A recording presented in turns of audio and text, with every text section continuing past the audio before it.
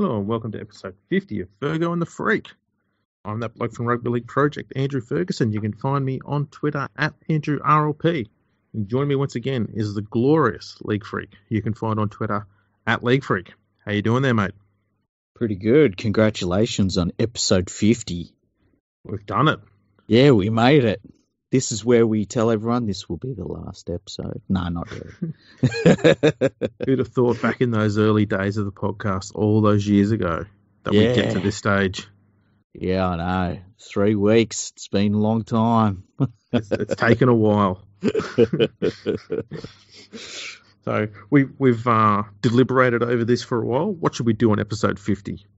And we asked a lot of people. We got a lot of ideas. And in the end, we decided to ignore it all and just do something that we've probably done once before already. Yeah. Well, it was either that or we had to put in some preparation. And we don't like to preparate for anything. Yeah, and we know that you people don't like it when we do that. I think you used a word there. Yeah. I made it up. Preparate. That's a word. I'm running with that. That's going to go up there with Perdcast. Yeah, Perdcast, episode 1. We're one all. Preparate. There was another one too that we made up. I'm sure I've had a few. Yeah. Anyway, today we're going to do our 2/3 year review and look at all the teams with they've got a third of the season left. Because, everyone does half year review and all that sort of crap. We want to mix it up a bit.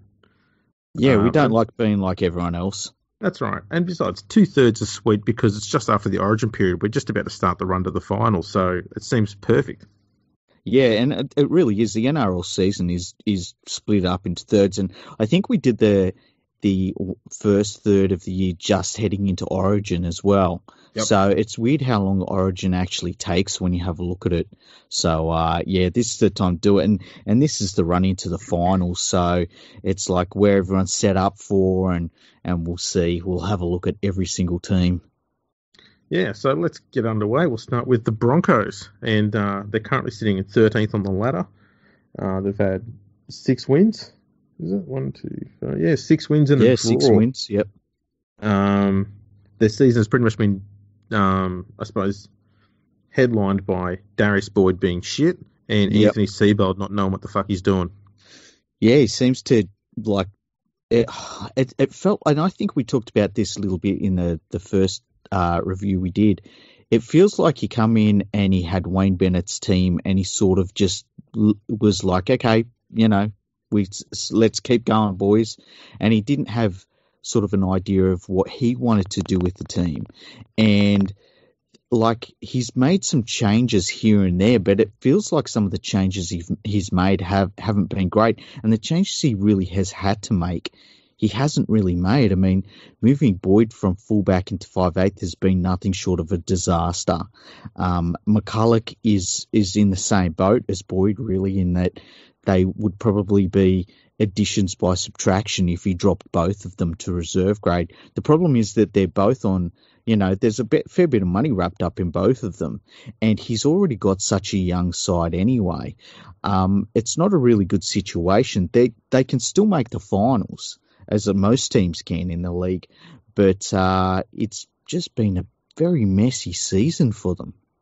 Yeah, it's and the changes that he's made, that Darius Boyd to 5'8" one, that seemed like one of those ideas you make when you're playing a computer game for the first time on a sports thing, and you don't actually follow the sports. You're just doing something to see what happens, to see if you can get a different result. Yeah. There's no rhyme or reason behind it or any real valuable knowledge behind it. It's just like, how much worse can it get? If we jag a win, then maybe I'm a genius. Yeah, and it's like he's been so bad there too. It's bad enough that like halfway into that experiment, you wouldn't have been shocked if you moved him straight to the wing. And I don't know why you would persist with that. I mean, Boyd is on so much money and he's got like a 3-year deal or something ridiculous. And it's just very, very clear that his career is over. Like he just hasn't got it anymore. He's not a first grade player anymore. It's a really interesting thing. The one thing that's been a standout for me has been Milford, because he's been moved to fullback, which he has played before, obviously. But he's now playing fullback and 5'8", and he looks to be doing it easy. Yeah, Which and has like, just made it even harder to justify keeping Boyd in the side if they've got a fullback who can do all of that. yeah, Why bother having Boyd in the team at all? and we were saying that Milford should have been moved to fullback earlier in the year. And it was funny because just as he found his feet, he was moved to fullback. And he probably took a game just to get his feet again at fullback. But he's been fantastic. And I mean, even in that last game, he was trying to drag that Broncos team kicking and screaming to a win.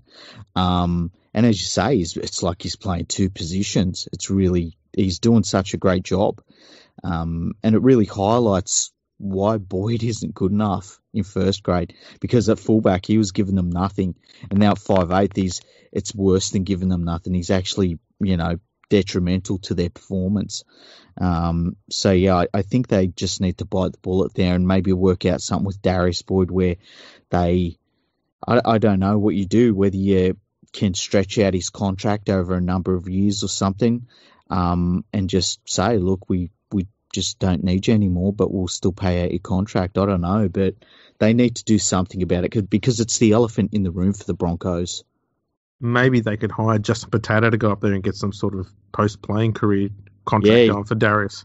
He'd go up there and he'd do a press conference and announce, oh, you know what, Darius Boyd, we're going to pay him as an ambassador, and that's how we're getting out of our salary cap issues. It'd be fantastic. Right. Now, I've got a question. If the Broncos were to drop Boyd, how much does letting Nikorima go hurt them now that Milford's making a good fist of things at fullback?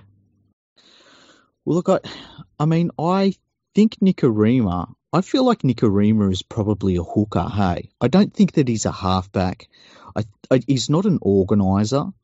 But this is the thing, he could play as a running 5'8" here because, you've got Milford doing a big chunk of the work there. Mm-hmm. And you only need someone like Turpin's been playing pretty well at halfback. Yeah. If he's just got a decent ball runner next to him, like Nikorima, I think that would be a lot better than what they currently got, where they've just got Boyd there standing around trying not to lose the game, essentially, is what his job is now. Yeah. Look, it's definitely hurt their depth there. And, you could have Nikorima in there and he's not going to be as much of an issue as if you bring in another rookie or something. But, I thought it was a weird move by everyone involved with that Nikorima move. I understand why he did it himself, because he would have got a better contract and a longer term deal going over New Zealand. He probably wanted to go and play New Zealand, but I think for the clubs involved, I really didn't understand it too much. So, you would have understood it more if the Broncos had have said, look, we're clearing out the halves, we're bringing in two youngsters, Boyd is getting dropped and Milford's going to fullback. But they've sort of messed around with it so much that that's not what's really happened. Yeah, and now they've got to the stage where the coach is guessing so much. He's brought in so many youngsters there. 13 of their 30 players are aged 22 or younger this year. Yeah, and look, they've got some really good young players. Oh, no doubt, but you can't have that much churn going on in a side and that many rookies coming in and expect consistently good performances. Yeah, exactly, and it's they're chopping and changing, and I mean on top of that, some of the players that they would normally select in every single game, they've had like injuries or Origin has come in and messed it up, and so I mean that team is switching positions like every single week. So yeah, that's got to hurt them too. Yeah. That's the thing. They've got just 6 players in that team aged over 26. Mm.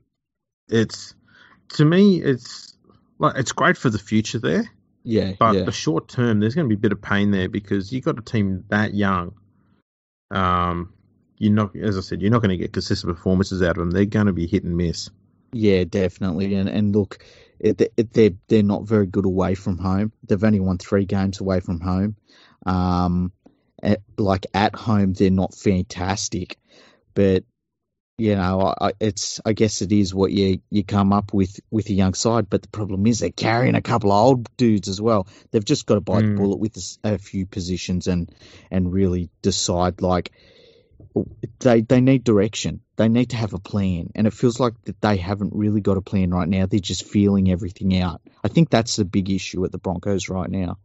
Yeah, fully agree. Um, moving on to the Canberra Raiders. Mm. Um, they're a bit of a different beast this year. There's some awful lot of sameness about them. Like the roster hasn't changed much at all over the years. Mm. But instead of being this team that would rack up cricket scores every week and let in fairly decent scores as well, they're now quite a decent defensive side. And last weekend, at a time when you thought they would probably choke, given they were down to 12 players for nearly half an hour, Mm-hmm. they just didn't. Yeah, they've got a bit of a steeliness about them. I personally am still not convinced. I think come finals time, they'll choke really, really hard. I think that the best teams in the competition will just attack Crocker's side of the field, and he leaks like a sieve when it comes to opposition points. So yeah, I just there's some good things about them. I like Papali. I think he's having the season of his career. They've got a hard working forward pack, but I really do. I think that when the finals roll around, that they're going to be found wanting. Yeah, I mean they've lost six of their 7 losses this year have been against sides currently in the top 8. Yeah, If you can't close out games against those sides, you're not going to do much in the finals race. yeah, and that's the problem. And like, if Aiden Caesar is your featured half, you've got problems. And there's been a couple of games where he's played all right, but it's just not going to work. It's not going to work for you. And eventually they're going to be found out in halves as well. So, look, they've had a good season. They've had one of their better seasons. It's good to see the people of Canberra getting behind them as well. But, yeah, I don't rate them. I really don't rate them. And I know that's going to piss off Canberra fans, but I don't care. Question then. Yes. Given that they've been stuck in this holding pattern for the last few years, trying to determine whether Sam Williams or Aiden Caesar's their halfback, Yeah. and they still don't know, Yeah. will their recruit for next year, George Williams, solve their issues at halfback? Well, the last Pommy halfback that was any good was called Bobby Goulding. And Bobby Goulding is probably old enough to be his dad. So I would suggest no. I don't know, George. I found in the Super League, if we're going to be serious for a sec, as much as George has played Test football for England, I found even in the Super League, playing for Wigan with one of the stronger teams there, he's even been inconsistent there at times. Yeah, and I mean, which baffles me, given that you're one of the top 3 marquee sides there, and that have been a marquee side for 20, 30 odd years, and yet you can't get consistent form in that system. I don't know. I worry if he's going to get much game time over here. Like he'll start the start of the year, obviously, but I wonder if he'll see it out and play the whole season. Yeah, look, if I understand what the Raiders are trying to do, they find it hard to recruit players that are Australian, so they've gone to the UK and they've thought, look, we can recruit pretty much who we want from the UK, but I would never have recruited an English halfback because for the most part they're garbage, and that's been proven over the last few decades now. So I think that it's going to be a complete and utter failure. I wouldn't be shocked if he was back in England halfway through next year. Yeah, it's going to be a tricky one. But I suppose the one talking point is their defence has been brilliant. They've held 3 teams scoreless this year, which they've never done before, I don't think. Yeah. So it's been pretty good. We've seen the growth of Nick Kotrick. Yeah, he's been good. Jack Whiten's had a good year, and young fullback Charles Nickel-Clockstad, who they picked up from the Warriors. God, he's been stunning this year. He's been there. Look, I think Papali's had the best year of his career, but I think what's his name? Nickel-Clockstad. Yeah.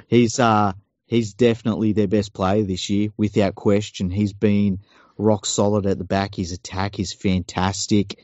He's safe as houses back there. And I think he's probably been the buy of the season in the whole NRL. Oh yeah, he has just been playing with an absolute boot full of confidence too, and it just shows. Yeah, and from game one as well, like he just Mm, hit the ground running. It's funny how sometimes players just need to be in the right environment to get the most out of themselves, and it's been fantastic to see him play. yeah, he's been absolutely brilliant. Who we got next? The Bulldogs. Yeah, Currently sitting 15th on the ladder, second last. yeah, Which, what a season from them. if well, if we go back to when we're looking at them, I suppose at the 1/3 mark, hmm that had I think 2 wins at that stage, mm, and we're sitting dead last, and that looked like where they should belong. yeah, It just looked like there was going to be no other team that was going to be worse than them. yeah. But to their credit, I mean they've won their last 2 games. Um, they're And hanging in there. They're sticking around. They fight. They scrap. yeah, and it's not like they have had no injuries to deal with or anything. Like there was a lot of criticism of Pay from Bulldogs fans, and I never understood why, because he needed time with this team. And it's not a first grade team for the most part, but he has got this team playing really hard. They haven't got the talent, but they put in and they give everything they've got. And sometimes they lose, but man, they've won more games than I think anyone thought they would. And they're getting Watini Zalesniak was a good addition. He set them up to it was what they needed. They needed that reset from what was happening under Hasler, and they've got that now. And they've got this new, it's almost like a steely determination at the club. They're not good players, but damn, they play their asses off, and that's what you want out of a coach. That's his job. They're not winning every game, but he's definitely got them playing about as well as you could hope for. It's exactly right. And it's worth noting too, only one of their players is aged over 30. And that's Aidan Yeah. Tolman, and he's only just turned 30 this year. Yeah. And look, he's been dealing with young halves and all sorts of things too, and he's just done great with it. Like, I really do. I think Dean Pay's been fantastic. Yeah, I do like the look of that young winger, Jaden Okunbor. He Yeah. hasn't played a lot of games, but I mean, he is just a huge beast of a thing. Yeah, he needs to get rid of the mistakes out of his game. Yeah, he's got a bit of Idris about him, obviously. Yeah. But he's faster than Idris. Oh, yeah, way faster. and fitter. Difficult. Yeah. Well, that's true. It's he looks like he could be anything, that kid. I've got a question for you. And we'll probably talk about this at the end of the episode, but Dean Pay, Coach of the Year candidates, would he be in there for you? I'd throw him in there. He won't win, but I'd throw him in there because that side is not expected to win any of the games they play. Mm. They pushed the Storm in one game, and in another game where the Storm are in red hot form, they only won 28-6. I know it sounds like a big margin, but you'd have thought coming up against the last place side, first versus last, and first has just been smacking people around. Mm. You'd have thought the Storm would have racked up a cricket score there. They've been really punching above their weight when it comes up against the teams where they're expected to cop a hiding. Yeah, exactly, and that I think you see it in the contest. Like, the other team will be.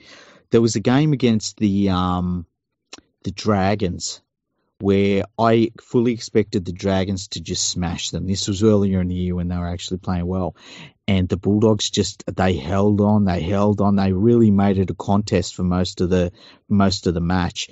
And you could see it really puts some of these teams off because they can't do what they want to do against them or what they expect to be able to do against Bulldogs. Yeah. So it's really interesting when you see that. Yeah, I mean, look, they had tough game with South, a close one with Manly. As I said, one with Melbourne, another one with Canberra. Beat Cronulla thanks to Cronulla's bad goal kicking. Beat Newcastle last week. Yeah, I don't think they certainly haven't disgraced themselves. I think they're doing pretty damn well. And they've got a pretty mixed run home. So I wouldn't be surprised if they pick up a few more wins and steer off the wooden spoon as well. Yeah, and the thing about them is, I think without question, by some way, they're the least talented squad in the league, and yet they're not in last place. So that's a win in itself. Yeah. Hang on to Dean Pay. I think he's doing brilliantly there too. Definitely. Move on to the Sharks. Now, I did a little bit of number crunching today, where I created a ladder where essentially it was just based on if every team kicked every single goal they attempted. Yeah. And on that ladder, Cronulla are fourth. Really? Oh, jeez. Yep. Wow. In reality, they're sitting in ninth place on the ladder.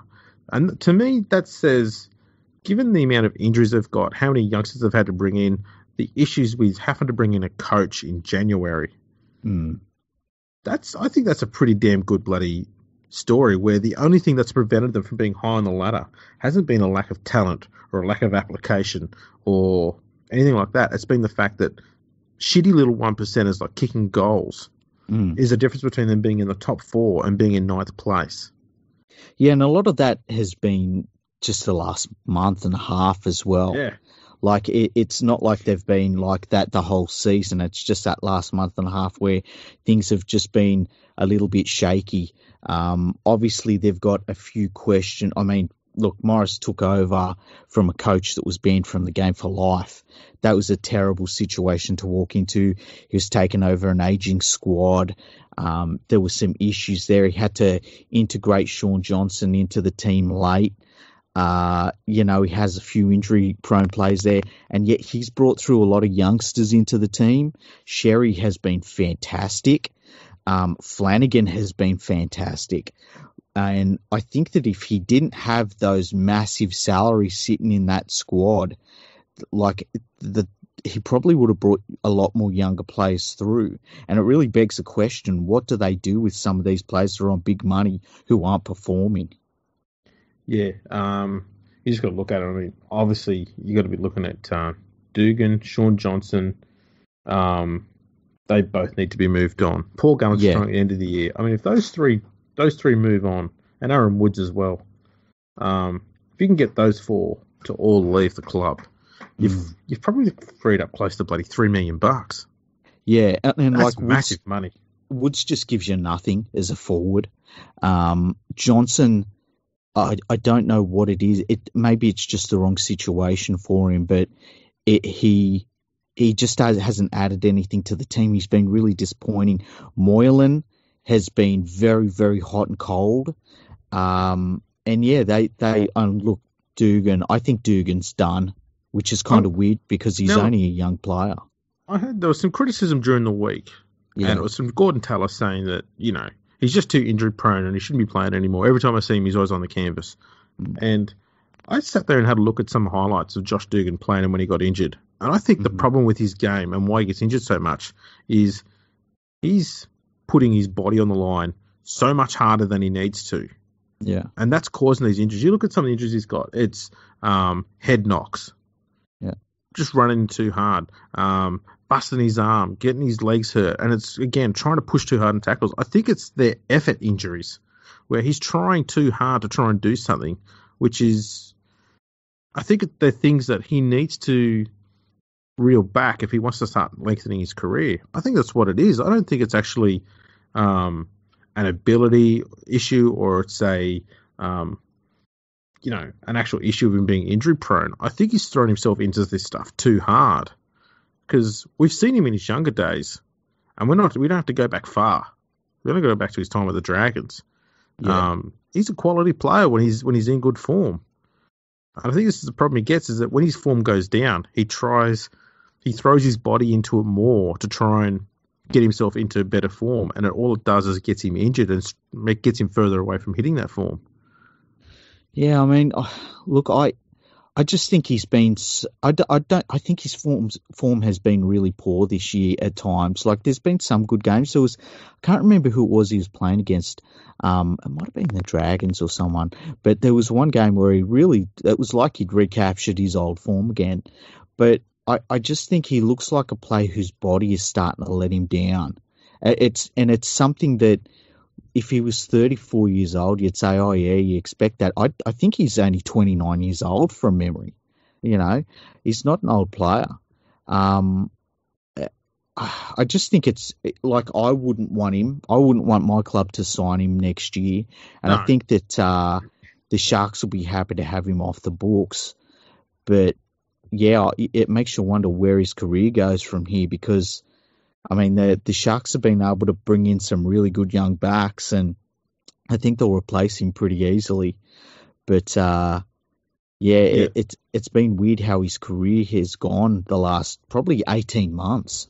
Yeah, I'd say the problem has also been contributed by the fact that he's playing out of position. Yeah. He's been forced to play at centre. And it was initially they put him there because it was going to help his chances of getting an origin spot because Tedesco came along. Yeah. And for the first year it worked. But he's not suited for that position in the game. He is a genuine fullback. You just can't take that out of him. That's the only role he knows. Well, they were saying that he asked them to put him at wing, and it just didn't work for him on the wing. I guess that move to the wing, maybe he thought it would be something that would prolong his career a little bit. Really interested to see what happens with him next year because I don't know who would sign him. Well, his time on the wing was sort of hampered because Josh Morris got called up to Origin and he had to come back into centre to play there. Yeah, but I think they've just got a few good players there that can play in the centres there now. That he's no longer better than. Yeah. Just and players that when they get the ball, it's like panic stations, and you don't feel that same way with Dugan. He's better when you're attacking on the line. He uses his size and strength. Yeah. You don't worry that Josh Dugan's going to make an 80-metre break. No, that's right. That other player you mentioned, Matt Moylan. I think the Sharks have to hang on to him because they just don't have anyone ready to replace him at fullback yet. I think young William Kennedy will take over that role in the future. He looks a bit like a young Valentine Holmes when he first come on the scene. Yeah. And I think they'll probably groom him for that role. But he's not ready yet. I think he needs another year in lower grades before he can come along. Yeah, and I would suggest that Moylan's on enough money that the Sharks would find it almost impossible to move him on unless there was a team like, I don't know, maybe the Gold Coast wanted a bit of a change or the Bulldogs decided they could eat his salary until someone better come along. I don't know, but I think it'd be really hard to move. Yeah. So I think they're going to have a fair bit of churn this year in their roster because, they've already let go of Fecky. Yeah. He's going over to England. Yeah. There's talk that Jaden Bradley's going to Newcastle. Mm-hmm. Kurt Capewell apparently has been in talks with the Broncos, apparently.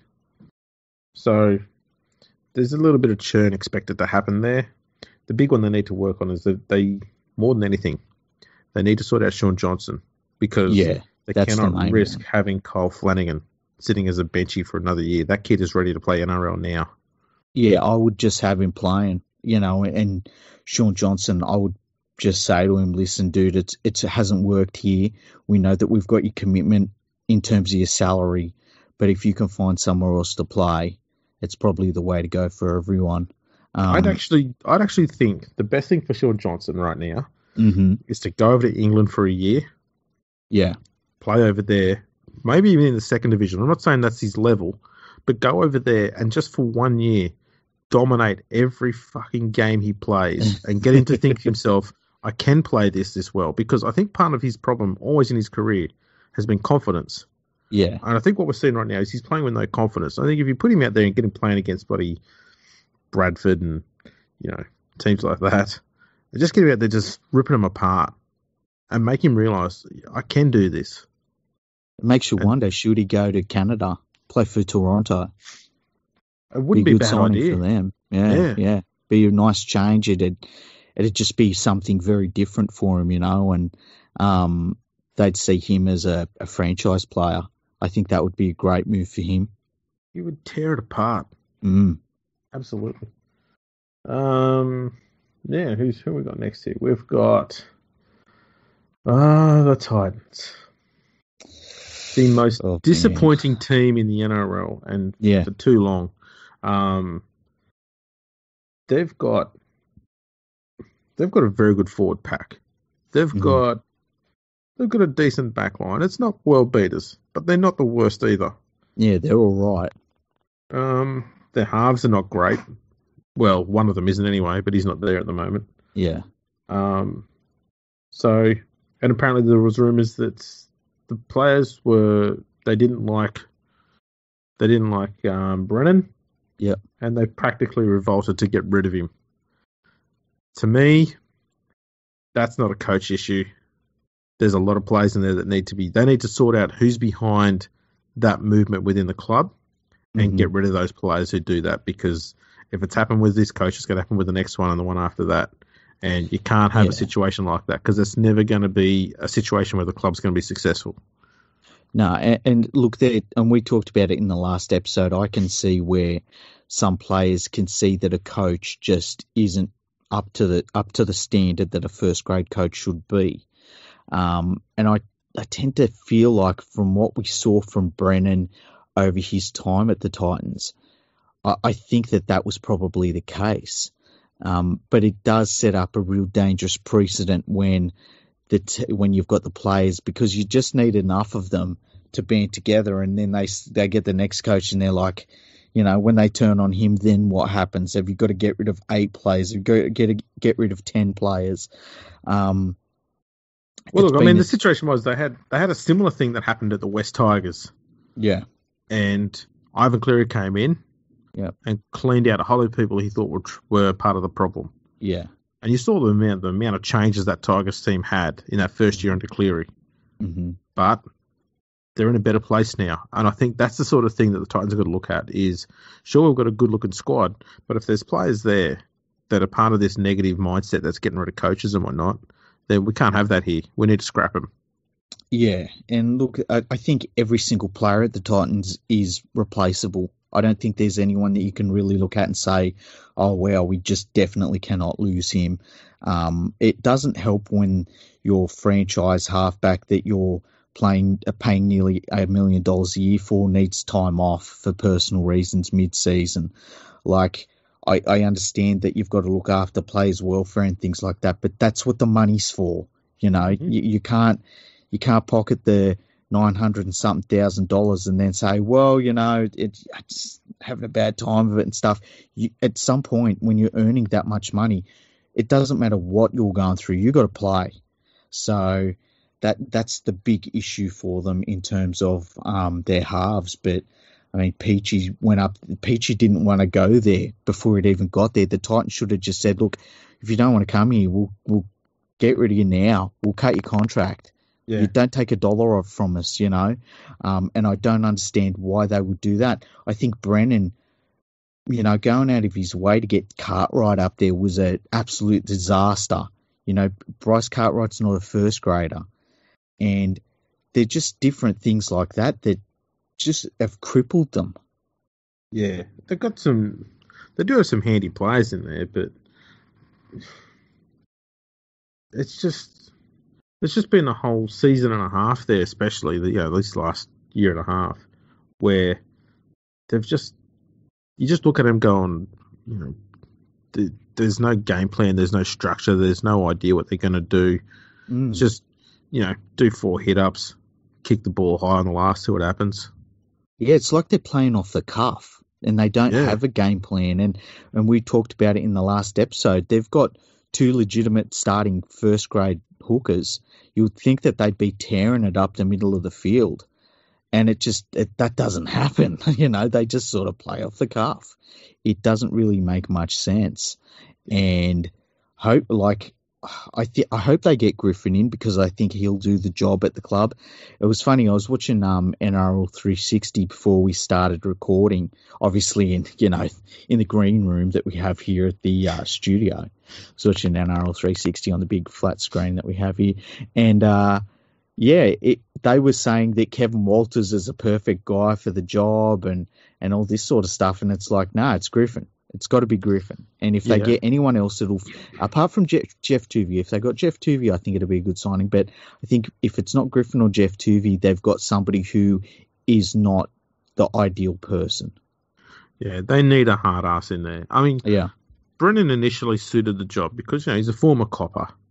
Yeah. But I think he was going there and he wanted to be one of those blokes who didn't rock the boat because it was his first gig. He's trying to, set himself up for a career here. Mm-hmm. That's understandable. But yeah, they need someone who's got some runs on the board and knows what he's doing. And it has to be Griffin or Tuvey. I'd lean towards Griffin. Yeah, so would I. Just because he's a little bit older.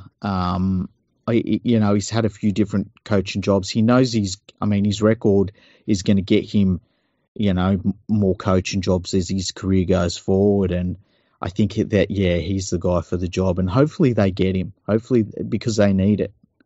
Yeah. And leave Justin Holbrook to, keep the Saints out of relegation areas. Yeah, it's just scraping by there. They are, they had two weeks where they were outside the top 8 out of the last 8 years, 7 years, something like that. Fucking hell, terrible. Cool. Telegraph fucking reporters, horrible. Yeah.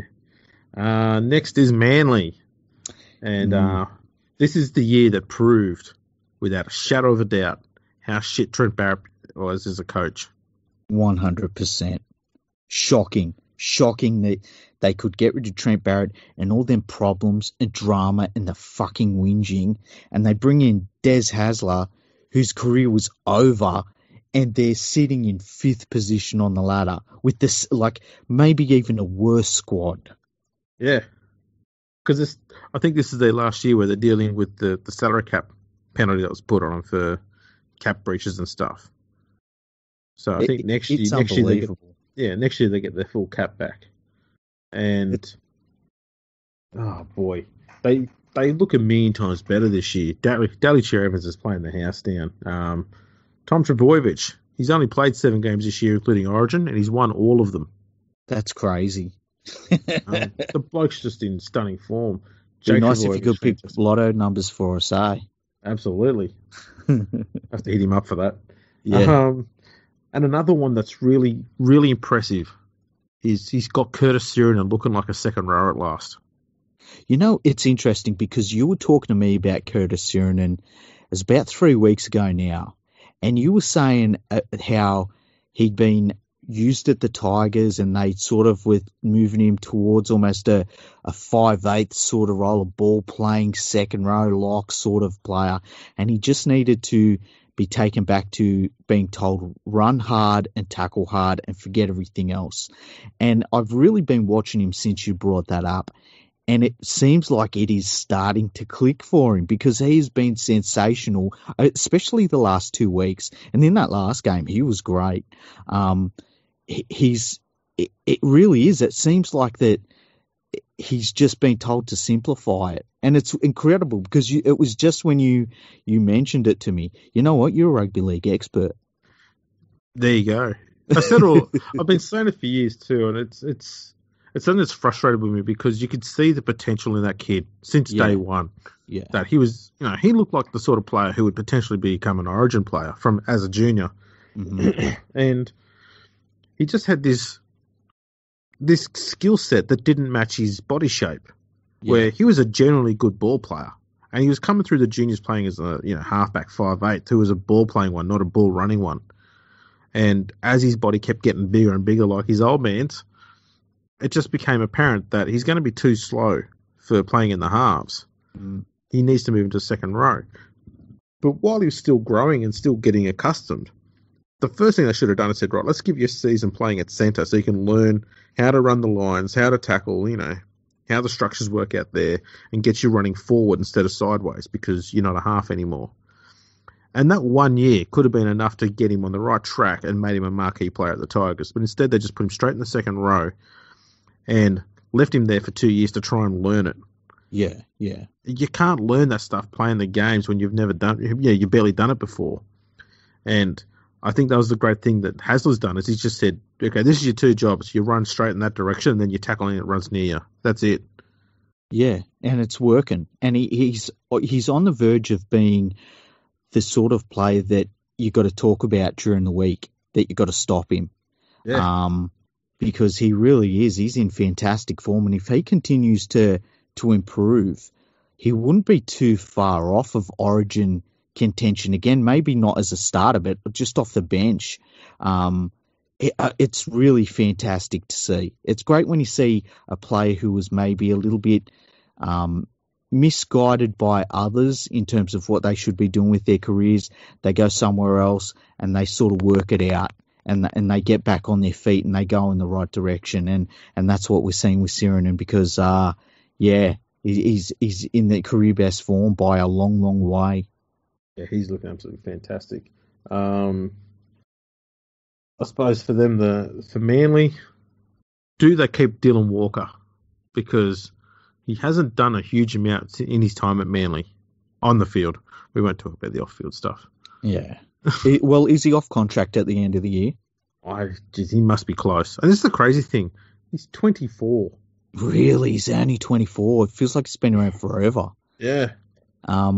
Look, he doesn't really add too much more than an average first grade centre would add. Like, it's not like he's tearing it up at all. He never really has, if we're honest. He's had a few good games, a purple patch in one season where he got called up for Australia. Yeah, he's sort of, it's weird. And a lot of that was like, oh, this young kid's going to go somewhere. We should give him some reps now. And he hasn't kicked on for whatever reason. And he's had these off-field issues. He's had issues on the field where he's carried on like a bit of a goose as well. Look, if I was I think they could probably move on from him pretty easily. Yeah, likewise. Talking about moving on. Mm-hmm. Segue. Melbourne Storm. Yeah. The team that everyone just keeps saying every year. This is the year that they fall out or fall away. Yeah, well, they lost Slater. I mean, how could they be any good? And here they are. Destroying the competition. 14 wins and 2 losses. Crazy. Like sitting in first place. Haven't been out of the top 5 all year. And they just look brilliant. The only weak spot I see in this side is Will Chambers. Yeah, and it really is. I can't think of any other weakness in their team, really. I mean, even this year, their forward pack is very good compared to what it's been in the past. Munster is just unbelievable. Cameron Smith is unbelievable. Ageless. Yeah, incredible. I really do like. And Chambers, Chambers is probably at the very edge of still being able to do a few things just because of his his experience, yeah. But I think next year he'll go over that hump where it's too much because physically you can see he's not the player he was. And look, there's no doubt they've probably got 3 or 4 centres that'll probably step in, be playing for Queensland next year. Yeah, I'll all be there. It's their ability to align the next generation of superstars perfectly with when the current crop are leaving. Yeah, I've never seen it before. Like you're looking here, we've got Cameron Smith and Brandon Smith in the same team. Cameron Smith is looking at retiring in the next 1 to 2 seasons, and Brandon Smith is now playing Test football for New Zealand.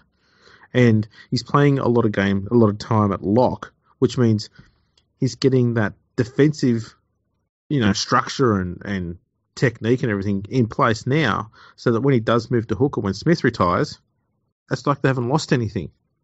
Yeah, and what would you rate Brandon Smith in terms of being a hooker in the game? Like, I think there's like whether you say that Smith is first or Hook's first, or they're the top 2 definitely. I think I have Brandon Smith like 3rd. Like that's how good he is. He and Victor Radley. Yeah. Unbelievable athletes. The fact that they've got that body, which is somewhat nuggety, has the speed and power to play out of dummy half, but can also slot in and fill in at lock. That's just nonsense. Mm. It's like a new evolution of the modern day footballer, really, isn't it? Because I mean, Radley, I think could, if he said tomorrow, and he should never do this, but if he said, look, I'm going to be a dummy half for the rest of my career, I feel like in a year from now, we'd be saying, wow, he should have always been playing dummy half, you know? Yeah. He can hit like a truck. I mean, he hits like somebody that's about 20 kilos heavier than him. And Brandon Smith is the same. And he's so strong. Like he must be like unnaturally strong, because you see him dragging 3 and 4 defenders every single game. No, I'm a huge fan of that. Huge fan of that kid. He looks ready. He's so damn good. And then you also look at the who's the fullback now? Jerome Hughes. How he's kicked on as well in the fullback role, and not just him, but also Ryan Pappenhuisen's also come along. It's like Billy who? Yeah, and move on straight away. Yeah, just like, you know, and just it's crazy to think that you kind of felt like there was going to be this giant hole when Slater left, and it's the Storm. They just bring another one in. They bring another one in. It makes you wonder how, if you could take all of the players that are outside, say their top, say 20 players, and just scatter them across the league, like, would it change the way the league was? Because they've got so much talent that they must have in their junior development system that they really set up for having magnificent careers. It's incredible. It's stunning, especially given all the difficulties that they'd have, because they've got to set up junior systems in Queensland, 2 states north. Yeah, you know, and it's phenomenal the way they've managed things there. It really is. I mean, just keep churning out squads. Yeah, and just keeping track of it, just being that far away. I mean, it's not like they can just, you know, it's not even like, oh, we'll go for an hour's drive and check out how our you know, reserve grade squad's going. It's so far away. It's magnificent that they can do it, and that the thing about the Storm is they take a whole of organisation approach. They're all moving in the one direction, and it's really a lesson for every other rugby league club that, you know, it's got to be your whole club has to buy in and go in the same direction. You can't just have these different levels where different players are, you know, I'm not a first grader, I'm not this, you know, at the Melbourne Storm, you're a Storm player, and that's it. And you might get called up any week, and you're expected to do your job, and that's just the way it is. And if you can't do it, they get rid of you. But they very rarely get rid of players. They work with them, and they get them to be just fantastic performers. It's absolutely incredible. You know what's crazy is how long they've actually set themselves up for in the future for success. Check out these players in their ages. Okay, Ryan Pappenhuisen, Curtis Scott, they're both 21. Brodie Croft, 22. Brandon Smith, Nelson Asafa Solomona, Suliasu Vunivalu, 23. Josh Addo-Carr, Marion Sevi, Jerome Hughes, Cameron Munster, they're 24. Wow. Christian Welch is 25. Patrick Kafusi's 25. They've got a decade ahead of them. A lot of these guys aren't even at their peak yet. No, it's craziness. You know, it's obscene.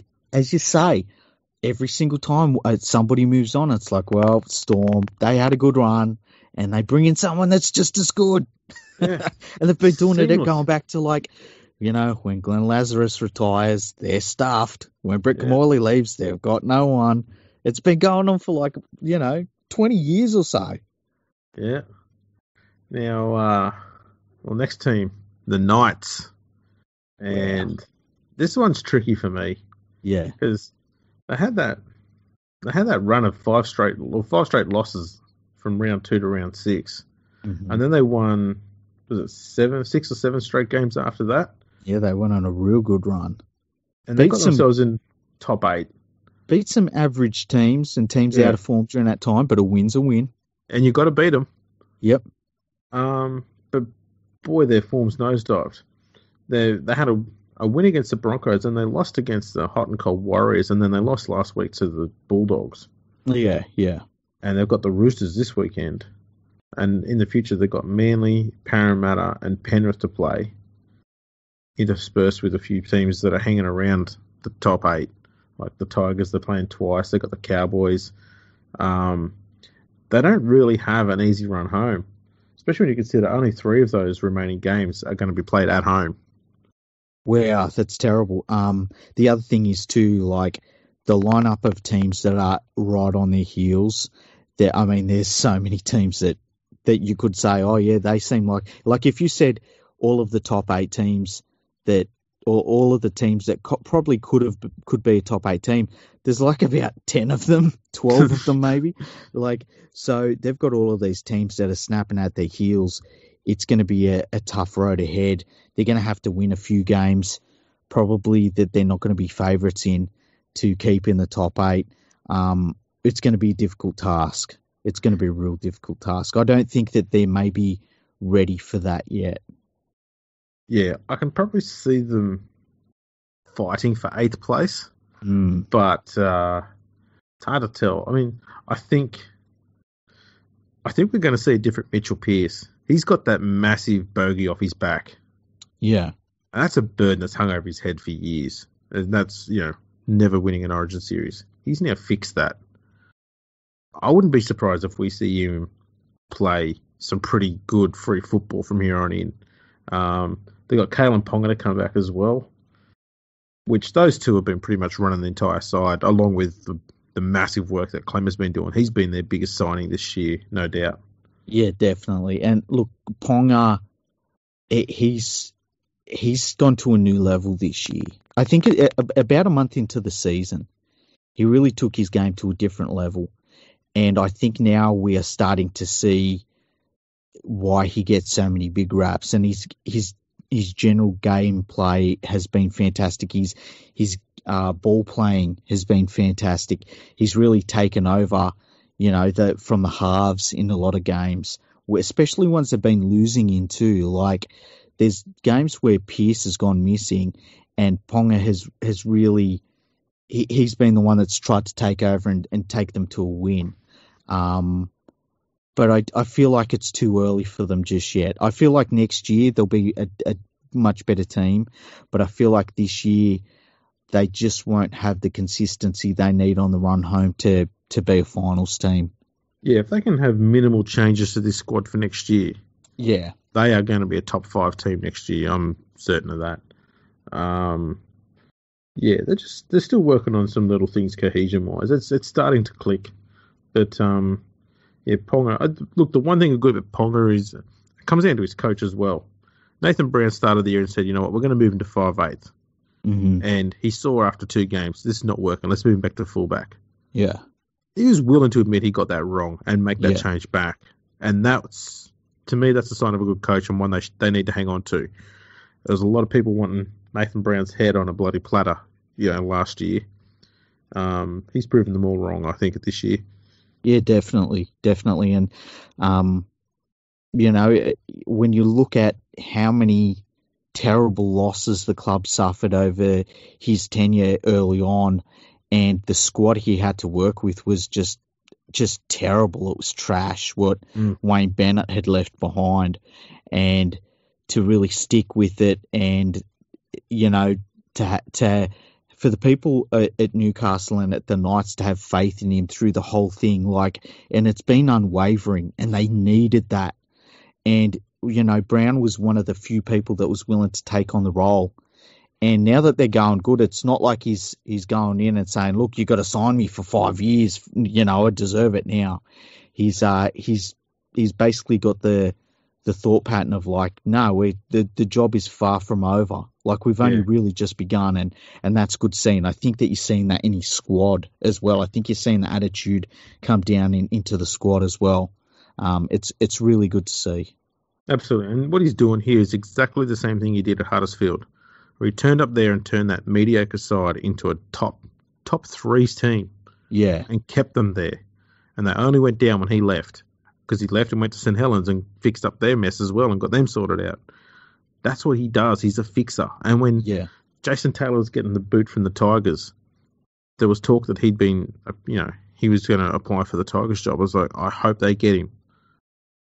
He's Look, he's I so wasn't, underrated as a coach. I was, and you know what, and I underrated him, and I wasn't convinced, and especially when there was talk he might go to the Tigers, I thought it was going to be a bad idea.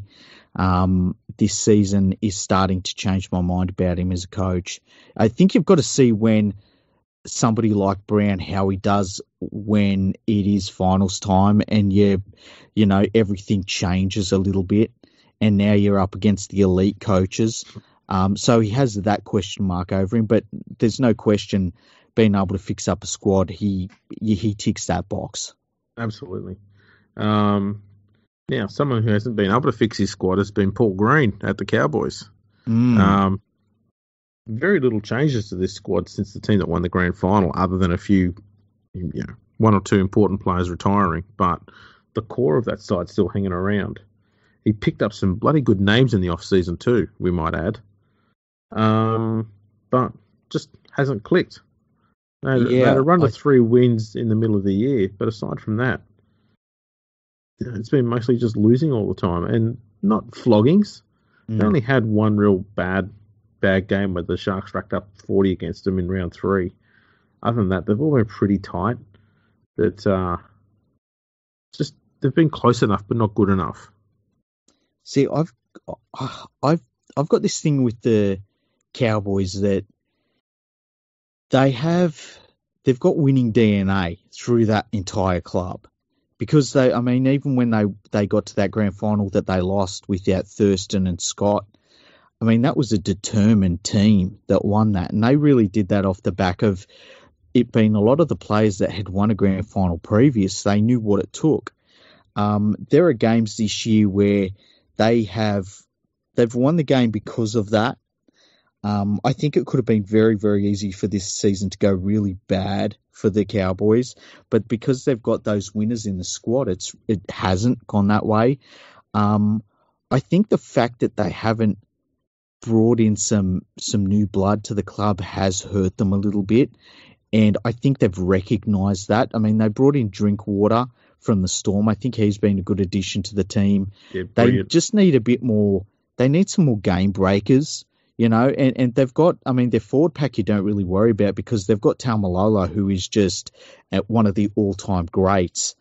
But I think that they need some players that you worry about, just breaking the game wide open and scoring out of nowhere. They don't really have that, and they haven't had that for a while. Yeah, they're lacking a bit of depth in the halves too. The fact that Asiata, he's a forward, let's be honest. Yeah. Amazingly skilled one. Mm-hmm. But the fact that he's had to play so many games at 5'8" this year, that shouldn't be happening. No. It's great that he can fill in that role and do a pretty damn good job at it, but you need an actual 5'8" there, especially a backup one, and they should have had one. Sure, there were difficult circumstances as to why they lost theirs, with Tamara Martin going down with a pretty bad situation there with his... Scary, yeah. Yeah. But still, you've got to have someone else. You've always got to have 2 or 3 in every position. And yeah. They've been caught out there, I think. Definitely. And, once again, it comes down to, that you don't worry about their halves being game breakers. You don't worry too much about their backs being game breakers. It's more, they almost grind you down. Or it's Jason Taumalolo, doing his impersonation of the Hulk. And that they need better than that. And I think that, look, I rate Green as a coach. I think they need to do something in terms of recruitment. They need to go out and get someone who's, got that ability. And they're hard to come by. They really are. But that's what the Cowboys have needed for some time now. And I think now that once they didn't have Thurston, who could do it sort of through his ball playing and all that sort of thing, it's really shown itself up. And So they're just having to grind away wins. I think they'll make the finals, and I wouldn't like to play them in the finals, but it's. I think to win the grand final, you're going to have to be a team that can score out of nowhere at some point, and there's not too many players in that Cowboys team that have that ability. No, we've seen Clifford has started to come along pretty well the last month. He looks pretty damn good, and I think he's going to get better pretty quickly. Yeah. Their problem for a long time, though, has been their three-quarter line. And all they need to do to fix that is just get a pair of mad Fijian wingers. That's exactly what they need. Just Fijians. All the wingers should be Fijian. Exactly right. Just get a pair of mad Fijian wingers and put them in the side. Immediately their attack's improved.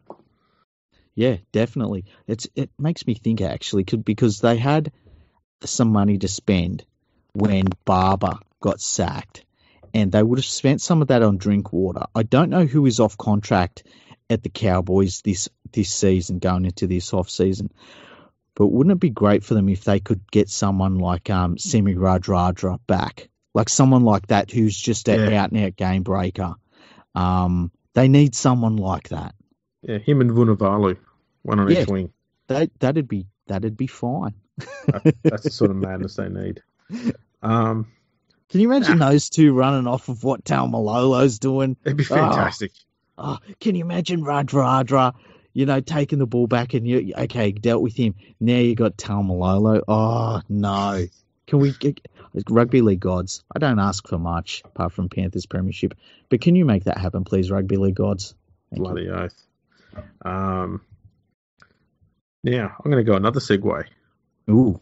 Another great thing that Rugby League gods did this year is they ensured that Mitch Moses and Clinton Gutherson remained a Parramatta.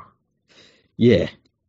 They set us up right through to about podcast 1050, I reckon.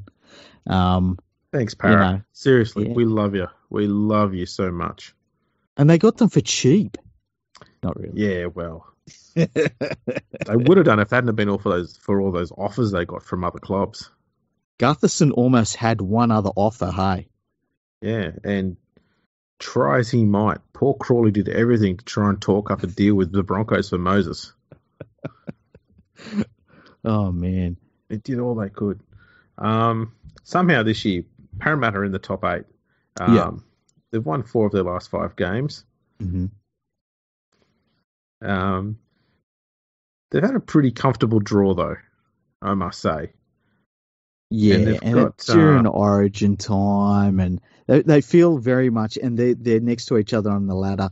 They feel very Newcastle-y in that sense, don't they? Like they sort of just snuck along and won games against teams that were maybe weakened and things, and all of a sudden you look and it's like, oh, what's Parramatta doing in 6th place? I don't think it'll last. Well, I'm just looking at what they've got coming up. Okay. They're playing Manly this week at Manly. Then they've got the Warriors at home. Then they play the Dragons. Then they play Newcastle at home. Then they've got the Titans. Then they play the Bulldogs at home. Then they play Brisbane up in Brisbane. Then they've got Manly at home. And not a bad run. If they don't win more than half of those, then they don't deserve to be in the finals. Yeah, definitely. There's at least 3 wins there that they should definitely win, and a couple of games there that you'd probably 50-50. And as you say, if they don't win more like half of those games, look, if they continue their form at Bankwest and they win their 4 games there against the Warriors, Newcastle, Canterbury, Manly, that's not undoable. That's more than possible. Mm-hmm. And you chuck in a win against the Titans, there's 5 wins. Yeah. They're in the finals easy. Yeah. So they've got no excuses. What do you reckon, now that we've seen a fair few games at Bankwest Stadium, otherwise known as the home of the West Tigers? Our pot plant. Yeah, the pot plant. Hashtag our pot plant, blah, blah, blah. I reckon it's worth 16 points to them. I said that early on. What do you reckon? Do you reckon it's worth 16 to them playing at home? Well, we've seen this year it's worth at least 10. Mm. The game against Penrith proved that. Mm-hmm. Because that's all the Parramatta scored in that game. That's true. It's they definitely grow another leg there. There's no doubt about it. Yeah. Mind you, they haven't really played other than South, who they beat 26-14 there. That's the only real tough competition they've had there. Because when they played Penrith were in that uncertain stage where they were just coming out of that massive losing streak, and they still weren't playing good footy. Yeah. Other than that, they've played a lot of teams in shit form there. And so it's hard for me to gauge. They've just had a really lucky draw there. They really have. You know what? How cool would it be to see them play finals football there? Yeah, finals footy there is going to be insane. Oh. What I want to see there to test out this fucking venue is that their first finals game there is against Melbourne Storm. That would be fucking amazing. Damn, that would be cool. So, yeah, look, if Brad Arthur cannot get that side into the finals this year, he needs to be sacked and buried. Wow. Coach of the year, Brad Arthur. There's no excuses. There's just none. No. They've cruised through. I'm going to be honest, they've been erratic. Other than the last 3 weeks where they've won their last 3 games, 2 of which have been against crap teams, and the other one was against Canberra, who were iffy buddy anyway. Yeah. They've been erratic, but still managed to get themselves into the top 8 and stay there. Yeah, it's a miracle they're there. If you just watching them during the season, you would say there's no way this is a finals team, but look at them, they're sitting there. There they are. So, and with that run home, it's hard to see how they fail to get to the finals. Yeah, but they won't. They'll miss out because they're Parramatta. Well, one team that's got themselves in the finals contention is Penrith. Yeah. What a turnaround. The last time we spoke about them, they'd had 2 wins out of, 8 or 9 games, 10 games? Yeah, it was a terrible start to the year. They've now won 6 straight, and they're now sitting in 8th place on the ladder. Yeah, I think the big question mark over Penrith is in the grand final, do they pick which way do they run, or do they just receive the ball? That's the big question hanging over them, I think, for the rest of the year. I would have thought you would have gone with, do they get the mahogany? or do they go with maybe a fiberglass cabinet for the trophy? You know, I feel like the Panthers love a good plinth, just to stand by itself. Yeah. It's humble but showy at the same time. Exactly. It's like minimalistic, but fucking look at it. Yeah.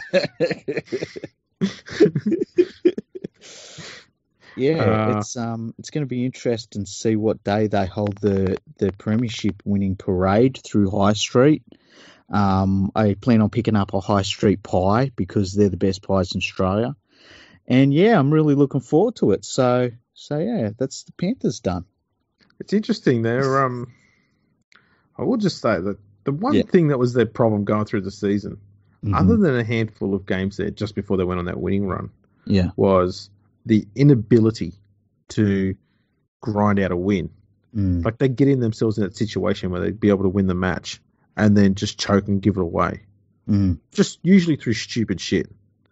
And that's the thing that's changed. It's the little 1%ers that have changed. They haven't flogged anyone. They beat Parramatta by 6. They beat Manly by 3. They beat the Roosters by 9, which is their best performance of the year so far. Yeah. Then they had a pair of 19-18 victories over South and the Warriors, both solid games. And they were playing in bloody third gear last week against the Titans and did them easy 24-2. They're in that situation where you're just waiting for the entire attack, the entire performance to just go click and they rack up 50. And they're playing a god-awful Dragon side this weekend at Penrith. And I think it could be happening this weekend. Time, yeah. The timing they run perfectly. And it's interesting, that extra 1% that they've got, it's been out of young players that they've brought into the team. Yep. And those young players really started embarrassing some of their veterans, and it's made their veterans have to stand up. They moved on DWZ, and they moved on Waka Blake, which I think that, DWZ, I was upset that they lost him. Waka Blake, I thought that it was time for him. Like, they'd given him plenty of time to show that he could consistently perform, and he just wasn't doing it. So they've Naden had come along in leaps and bounds this year. He just had to get a starting gig, and you can't tell me that Blake was better than him. Yeah, and you look at the way that he's played since he got his first call up. It's the improvement from his first couple of games were a bit erratic. Like, since then, he has been ridiculously good, and it's almost like I was talking about the Cowboys. He's got the ability to just get the ball, and all of a sudden it's a try. It's unbelievable. And I agree with you. I think that and it's something that the Panthers, even when they've not been a great team, they've always had it in them that they could all of a sudden click and just absolutely slaughter someone. And they haven't really done that yet this season, and it is coming, and you can see it's coming. And when it comes, so will I. Nice. Wow. Segue from there. Segue that. Yeah. Wow. Something that's not coming is the Dragons. Yes. They're going. They've blown their load already. Yeah. They're just sitting in their mess going, how the hell do we clean this up? Yeah. They're in that moment where they're just sitting there, like, just disgusted with what they've done. I don't want to clean this up. I was watching what? How did that happen? Oh, man. I didn't even touch it. I can't even look at what's on the screen anymore. Whoa. Wow, there we go. Well, we had a good first 50 podcast, didn't we? I was going to continue the pun and say they come out of the box hard. I had 4 straight wins to get to 6th place in round 6. And then McGregor went perfect timing. Yeah. I'm just going to sign a contract extension right here. And since then, they've had 2 wins since round 6. Oh, boy. Have they just shit themselves. Yeah. And last week, to lose to a 12-man Raiders team who actually kicked on once they went down to 12 players. Like, what the fuck? They should just sack McGregor. He's done. His time is done. Dragons fans have had enough. Signing him to that contract was ridiculous. Whoever, advised the club's owners to sign that contract should be fired as well. Unbelievable. What a mess. And it's not like it's talent. They've got heaps of talent. They're a top 6 talented team. They have immense talent. Look, I'll give you a number. 21,000. That's the number of their crowds combined over the last 3 games at home. Wow. That's terrible. Even their fans aren't watching them anymore. Wow. Oh, that's shocking. That's shocking. They've got to this point where they're playing like the Titans. You're looking at them going, what's their game plan? Yeah. And there's no excuse for it. They've got a top 4 forward pack. Definitely. Look, it's full Origin, as you said in the last episode, they've got Origin halves. Yeah. It's like, what the hell? It's unforgivable. They've got a Fijian winger. Yeah. It's unforgivable. And like at the start of the year, they were bashing teams. Yeah. They were absolutely bashing them. I said it at the start of the year. It might have even been in our 1/3 review. I loved watching them play because they were just putting it to teams, and they fell off a cliff so hard. And that loss against the Knights about a month ago was just disgusting. Like they were just terrible. And it hasn't got any better. No. I mean, look, they beat the Bulldogs. They're supposed to beat the Bulldogs with the gap in talent. And they scraped home against the Cowboys side, who I think, I'll have to check, but I think they were their Origin players in that for both sides in that game. And the Cowboys were like... No, they weren't. The Cowboys in that game were like It was just one of those games. You know, sometimes the team just comes out in the flat and it doesn't work. And that's what that game was for the Cowboys. I watch almost all the Cowboys games. I really like watching them play. And I actually tipped them to win. And it was just one of those games. It just didn't happen for them. Yeah, and the one against Canberra, that's like the Newcastle game. You know, the week before against Melbourne, they played bloody well against Melbourne, the Dragons did. Mm-hmm. And that was a weakened side, but still, they only lost by 2. It wasn't a bad showing. But that effort against Canberra, that's unforgivable. Yeah, it was pathetic. It was absolutely pathetic. And, you know, if they were well coached, they could very easily be like a top 3 or 2 side. You know, that's how much talent they've got. Without a doubt. To see them so far down the ladder, it's absolutely incredible. I can't believe it. Yeah. Next team is South. They're currently sitting second on the ladder despite having lost 4 of their last 5 games. Had the horrible situation this year where Greg Inglis retired, which just left them in the lurch a bit, but they seem to have got over that really fast and went on a bit of a winning run. I think they won 7 or 8 straight games to get to the top of the ladder. But then Origin 1. Origin 1 was a turning point. It somehow managed to turn off the switch that made Cody Walker brilliant. Yeah, really weird, hey? Just one game, lost bang, all switch. His confidence, just gone. Yep, just like that. It's weird, and he was like the form player in the comp. He was untouchable. Yeah, like scoring tries in bunches, and he just hasn't been seen since. And there's been games where he's had the chance to really step up and try something, and he just hasn't. It's really shattered his confidence. It's kind of sad to see.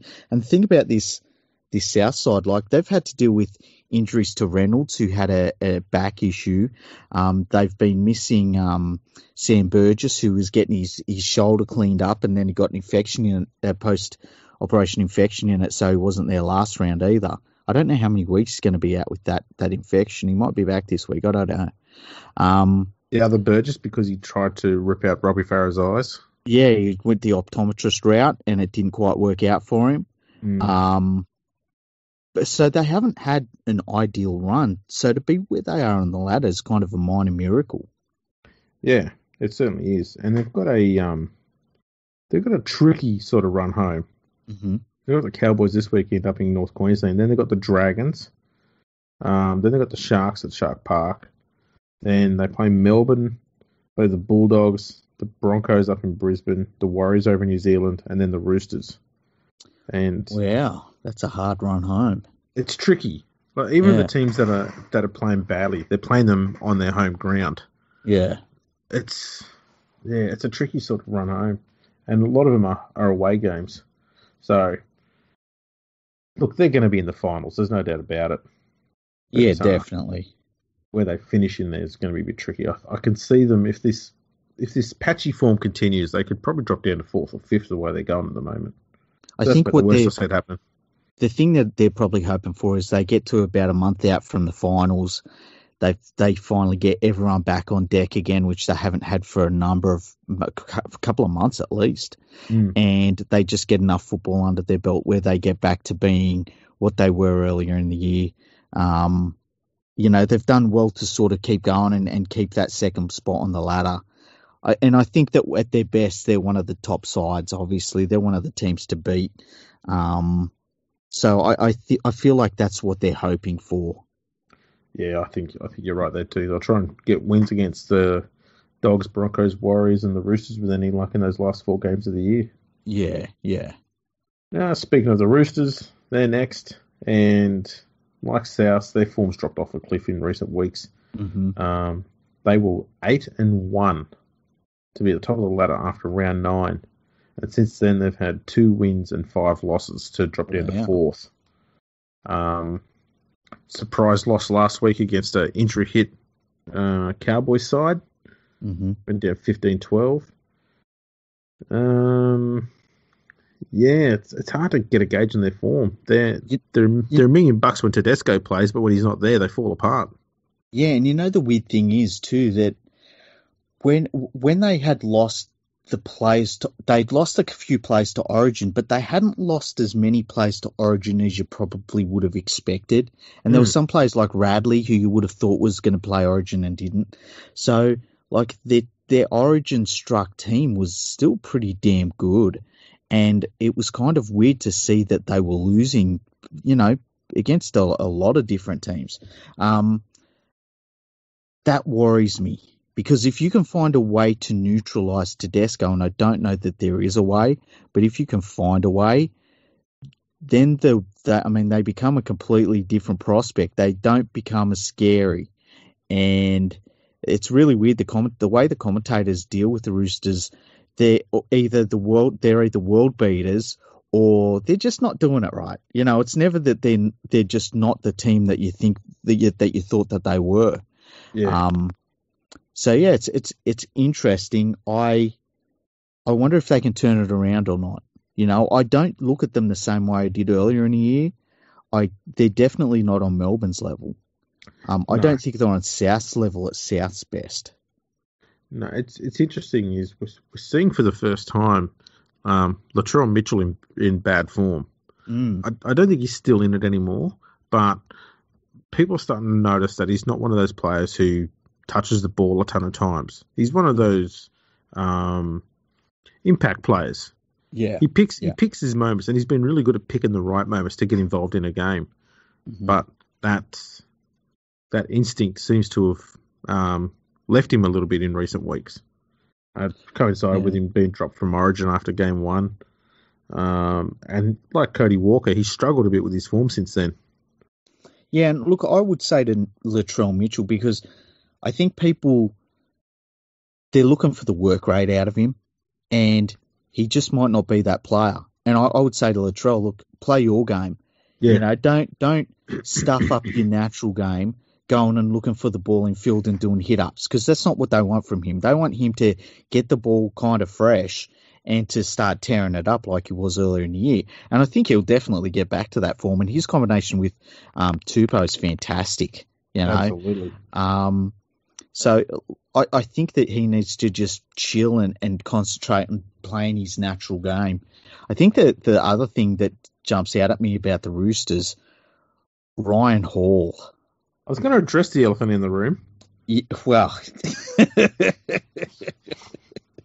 The slow, fumbling elephant in the room. That's what should be playing every time he's playing. Look, I was thinking... Yes. If Latrell needs a reason to stay in position in the outside backs there, yeah, then what the Roosters should think about doing is putting Ryan Hall outside him. Yeah, because you'll have no option then. Exactly, that'll make him get through a fair bit of work in defence. Look, my lasting image is going to be Ryan Hall against the Tigers a few weeks back, when Benji Marshall ran towards his side of the field and passed a cutout ball to the Tigers winger. And the Tigers winger was to the right of Ryan Hall. And Ryan Hall was the winger. He was standing in field and he turned left. And he jammed in. He turned left. He turned the wrong way and couldn't see the winger, and the winger scored. And I went, who does that? That's like approaching a roundabout and turning right. Yeah, it was... he just does not look like a first-grade player. And look, he's coming off a knee injury, so athletically, he's going to not be what you would hope to be. But that wasn't athleticism. No, that was a decision. Between the years. Yeah. And it was he basically did the very worst thing. Like if somebody said, okay, in this situation, what do you do? And any winger says, well, you jam in. You go, okay, now you go to third grade. Now, when the winger outside you's got the ball, which way do you run? Away from him? No, you try again. Towards him. But he makes 3,500 meters every game, so Yeah. It's like every time. I'm sure that he gets the meters that when he runs onto the field before kickoff. I reckon they count those meters, eh? And the ones on the training ground. Yeah. It's ridiculous. On that rather jolly note, we'll move on to the Warriors. Oh. The Warriors. Stephen Kearney has proven how much of a fluke he was when he got the Warriors to the finals. Mm-hmm. Because this side has no reason to be rubbish, and yet they just turn out crap more often than not. And there's no excuse for it. I don't know why they keep him. It beats me. I got no idea.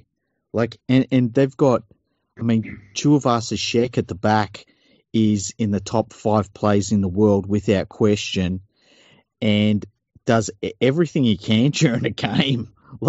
He plays great in a beaten side. And you look through their side, they've got so many big name players in their team, and then they've got so many good youngsters and things like that, and they're still crap. I ask you, do they miss Sean Johnson? No, they don't miss Sean Johnson. I don't think they miss him at all. I think this year, Blake Green is playing at not the highest level he has. I think that his ceiling was not real high, and he's kind of playing at Blake Green level again, and that's really hurt them.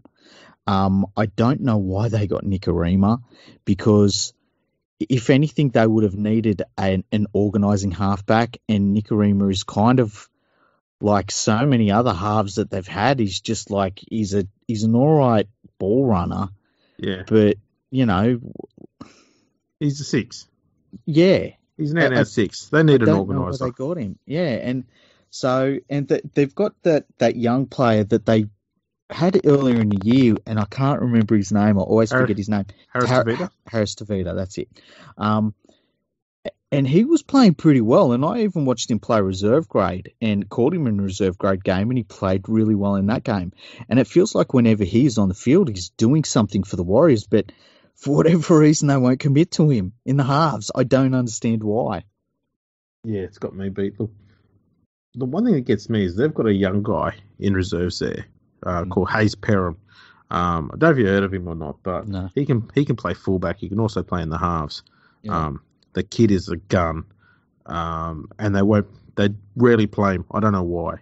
I would not be surprised if they lose him within the next year or two, and he'll go to another club, and he absolutely kills it. Really? It'll be another story like Chance Nickel-Klokstad. Yeah. This kid is sensational, and yet he's only played 2 games this year. And the team that's struggling like that, put him in there. What's the worst that's going to happen? Chuck him on the wing. Yeah. Just get him in there. Yeah, I don't know why they persist with Kearney. I don't understand it. He's never shown anything to suggest that he's the man for the job. And their form this season's been terrible. They're inconsistent as hell. You cannot pin down their form. You cannot sit there and go, okay, I'm confident that the Warriors are going to win this weekend. Yeah. You just never are. Yeah. And the Warriors are one of those teams that's like, you cannot bet on their games ever. Ever. Because if they just play to their level, they're a bloody good side. They can almost beat, in fact, they can beat the Melbourne Storm on a good day, right? Yeah, they very nearly did it this year with a injury-ravaged side. They lost by 1 point on Anzac Day against the full-strength Storm side. Yeah, but the thing is, they can go in fully fit and just drop a duck egg and just make the dumbest decisions, stupid decisions. Do Warriors stuff. It's craziness, and it's got to come back to the coach. Yeah. Well, let's be honest. The only thing Kearney has brought to that club is that breathing exercise they do after scoring tries. Yeah. Yeah. It's got to work. It must work for them. Yeah, it does something. Yeah. Right, we're up to lucky last. I enjoy breathing, hey? Well, it's good for me. Yeah. I do it a lot. Yeah. Lucky last, the West Tigers. Oh, are you ready for this one? Oh dear. Look, I'm not going to death ride them. Look, let's be honest. Yeah. They don't have a world class squad, No. and it has all the hallmarks of being a squad in transition because Maguire turned up to this team with very little chance to create the squad that he wanted. Mm-hmm. The signings he made have been very good. I mean, you can't argue with Ryan Maddison. That kid's been absolute gun this year. He was an 18th man for New South Wales in game one. Yeah. Bringing back Farah and Marshall have been masterstrokes. Those two are absolutely killing it. Mm-hmm. And there's already talk that they're going to play again next year. Hope so. Now, Robert Jennings. Wow. How bad was he on the weekend? How bad has he fallen from his time at South? He looked like a world beater there, and he's turned up to the Tigers and just looks like he's just there for the cash. Yeah, it's weird when you see that, isn't it? Another player, and this one doesn't get talked about because he's a bit of a favourite son, and that's Chris Lawrence. Mm-hmm. The shit he's gone through as a player is insane. A dislocated hip that should have ended his career. Those horrific facial injuries that should have ended his career. Mm-hmm. He still comes back and still plays with that. You know, if every NRL player played with the determination and drive that he had, this competition would be insane. Yeah, yeah. The guy's got a massive heart, massive ticker on him. But is he an NRL level second rower?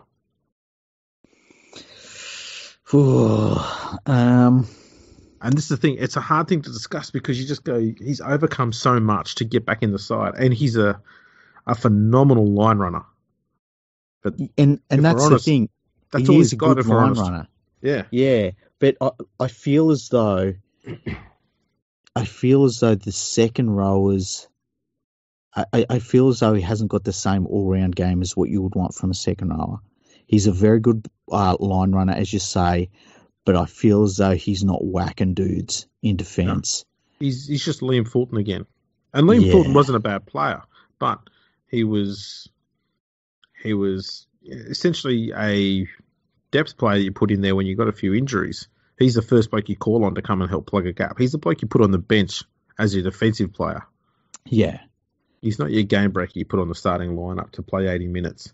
Look, and I guess that's the key to it, is that at the moment when you look at this, as you say, they haven't got the greatest talented team in the comp. And I think that's probably what it is. If they had an all right forward pack, you would say, oh, yeah, Chris Lawrence is, handy player to have in that pack. But because he is almost like a featured player in this pack, you probably look at him a little bit differently. Yeah, I hate having this discussion because he's everything I'd want from a player. Mm. He's loyal. He works so goddamn hard. Mm-hmm. He puts in 300%. The bloke's insane. But I just think the impact, especially with that hip injury, I think it's catching up with him. Mm. I wouldn't mind him if he was on the bench and he's playing, not 80 minutes, but playing, 30 or 40. Yeah. I think we'd get more explosive performance out of him then, and he'd be really handy that way. And I'd be more than happy to have him on the bench. I just don't think he should be starting anymore. Yeah, I mean, like, how old is he? He'd be, 30 odd? Yeah, 30. He's been playing for 13 years. Yeah, and I was just thinking, like, he's had a lot of injuries, which will have taken a lot of Ks out of his legs. I wonder if you could reshape him as a player where you said to him, look, we're going to make you drop a little bit of weight. We're going to have you as a ball runner off the bench, and we're going to work on your basically your leg speed and your explosiveness. I wonder if he would still have the athletic ability to change himself just a little bit, where you bring him off the bench as a weapon off the bench, in the second row. I think he could probably do that. He always had phenomenal pace when he was before his hip injury. One of the fastest centres that were going around the game at the time. So he probably could. I mean, he's one of the fastest second rowers there is. Yeah, because of that. And it But might yeah, just be something that extends his career a little bit longer. Um, and yeah, because I feel as though that, I mean, we're in a golden age of forwards, and they're all massive. They're all very well rounded, and I just feel as though that Chris Lawrence might just be utilised a little bit better in a different way. yeah. The other problem the Tigers have got is their contingency for when Marshall and Farah do leave. Yeah, Josh Reynolds has he's become Matt Ballin Mark II at the Tigers. yeah. He just like, I mean, I wouldn't be surprised if he retired. Quite honestly, it feels as though his career is just at some sort of point where, it just feels like it might be time. Like sometimes your career just runs its course. Um, his future definitely isn't at the Tigers. And even if Marshall retired at the end of the year, I wouldn't be thinking to myself, well, at least they've got Reynolds. I'd be kind of looking for the next guy. Um, I really, really hope they can hold on to Farah and Benji for another year because they're both playing fantastic footy. They're both doing a great job. I think Benji has been absolutely fantastic for Brooks this year. Oh yeah. I think that Brooks has got to a level in his game where he still needs a little bit of that safety net in Marshall, but having that safety net lets him do other things that he hasn't been doing previously. Yeah. So I think they really need to hold on to those two. He also needs the kicking option that Farah provides at a dummy half too. Yeah. Because it takes so much pressure off Brooks. He doesn't have defenders piling on him all the time because you've got Farah and Marshall who can do cooking duties as well and very well. So it means that Brooks is often one-on-one with defenders, and that's when he's at his best. Excuse me. Yeah, they need to hang on to. They're in a situation where they can't afford to lose Benji Marshall or Robbie Farah. Yeah, they really are. They're not going to have the money to replace them. No, and the thing is too, like, if they lose those two, and they just say they bring Reynolds in at 5'8", and they have that young bloke that you've talked about before that comes in at hooker. Little, yeah. I mean, where do you rate that? I mean, I would rate that side probably like maybe 15th. Yeah, look, Little, he's one of those players that go, he has the potential to be another Robbie Farah. And while he has been playing, this is his fourth year. He is 22. He's not old. Yeah. He's just been injury prone. He's just starting to get a run now of games where he hasn't been impacted by injury. And he's slowly starting to work his way into the team.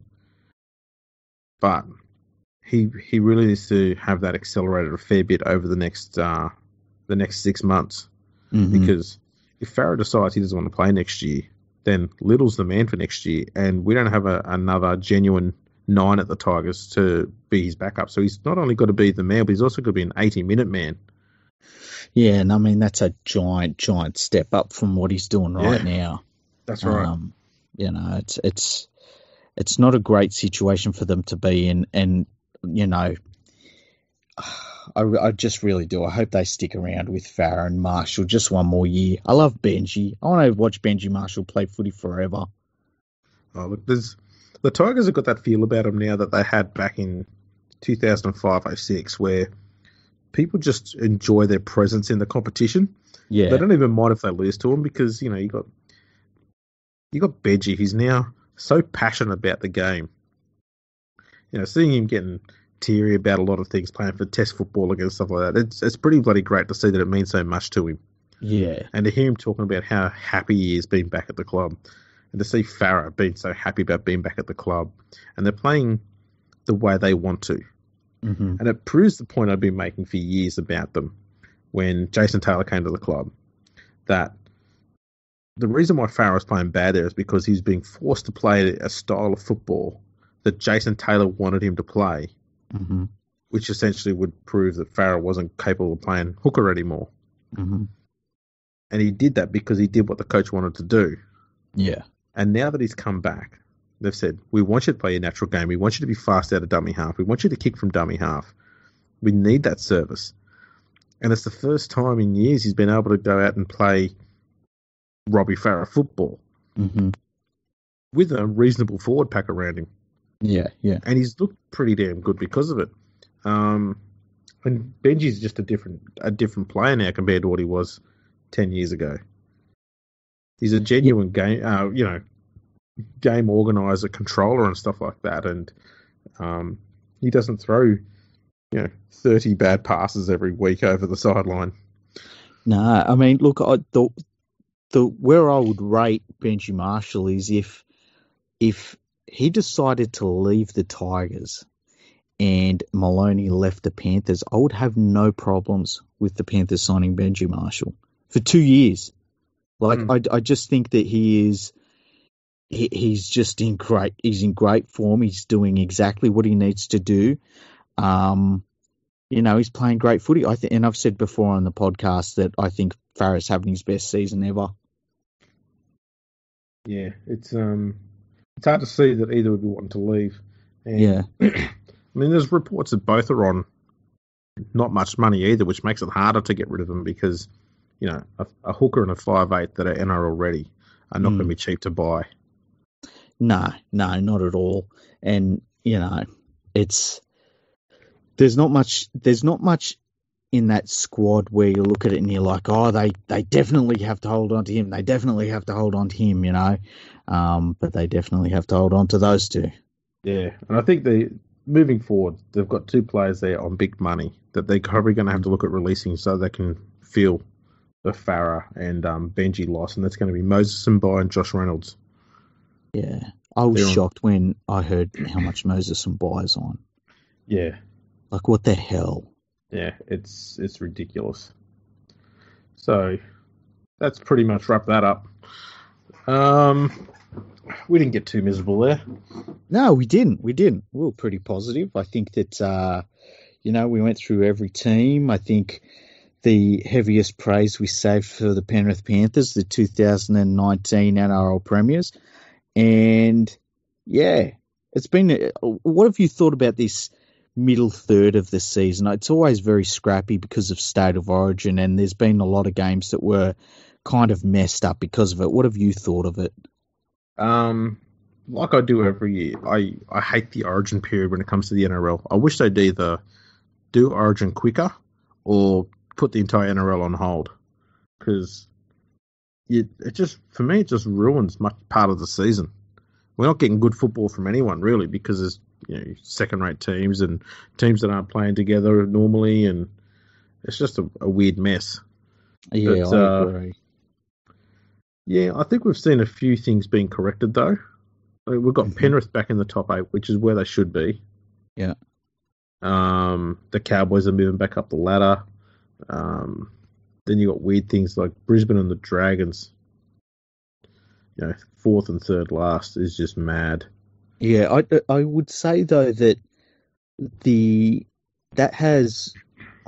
Brisbane is kind of making their own mess, and the Dragons are doing the same for them. I feel as though that's not so much to do with the middle third draw. I feel like Parramatta and Newcastle are a lot to do with the middle third draw, and them being in the top 8. That I feel that, Penrith being back into it feels like. I mean, I wouldn't be shocked if by the end of the season they were maybe in 6th, maybe even 5th place.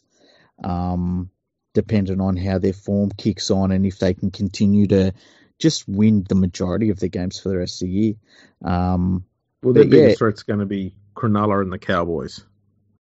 Yeah. They've both been hit a bit by injuries of late, which has hurt their performances a bit, and they're only 1 win behind. Yeah. And the weird thing is, too, like, you look at Parramatta, who's in 6th place. They're only a couple of wins ahead of, like, the 11th place Tigers. Like, if the likes of Parramatta and Newcastle just have a bad month, they could find themselves, like, way out the 8. That's right. It's, look, the biggest problem that Penrith have got is the points difference more than anything. Yeah.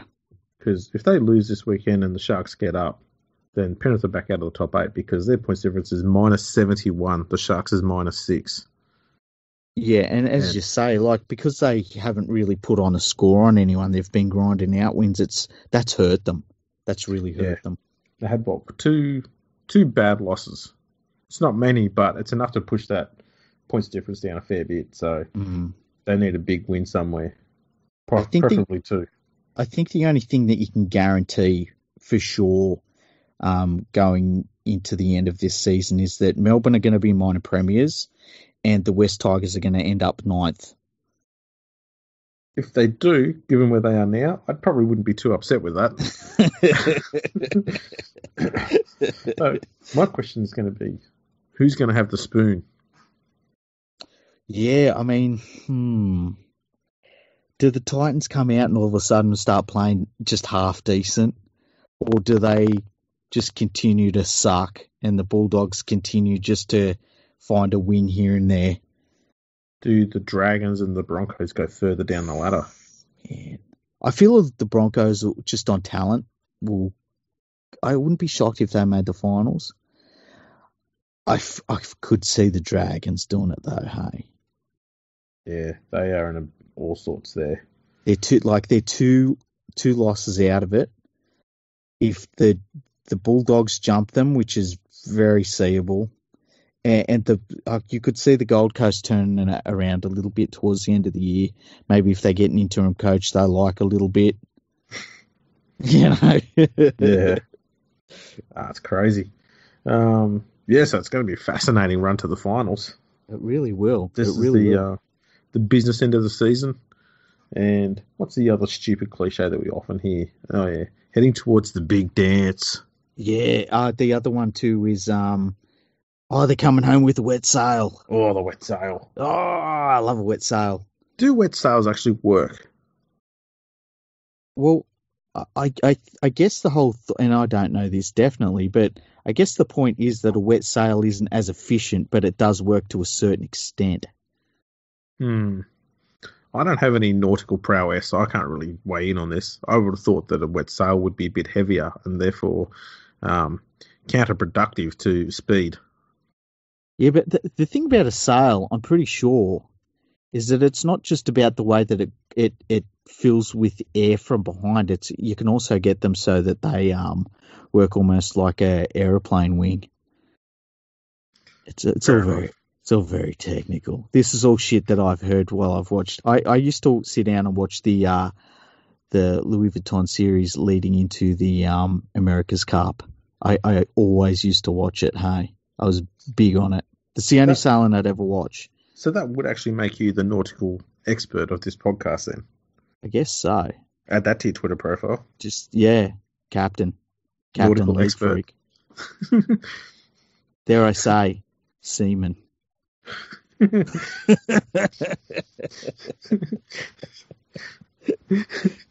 And we've come full circle. There's a seaman expert. Know a few chicks like that. Captain Seaman Expert. That's got a ring to it. Yeah, it does. I don't know. There's a bad taste in your mouth, I think. Yeah, there's a lot of bad naval jokes we could probably go on. Yeah. Oh, jeez. On that, we've got to call that a classy note. Yeah, definitely. Well, thank you for tuning in to all 50 episodes of the show so far. Yeah, thank you. Thank you for your support. And we look forward to having you hang around for another 3 weeks when we turn out the next 50. Yeah, and by the way, go and follow the Starting Block on Twitter. Drop the K.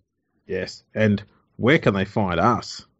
Well, they can find us, right? If you go on Twitter and you put in Andrew RLP, up pops a rugby league expert, the number one statistician in the entire game, international and domestic, and everywhere else, and a historian and a rugby league author.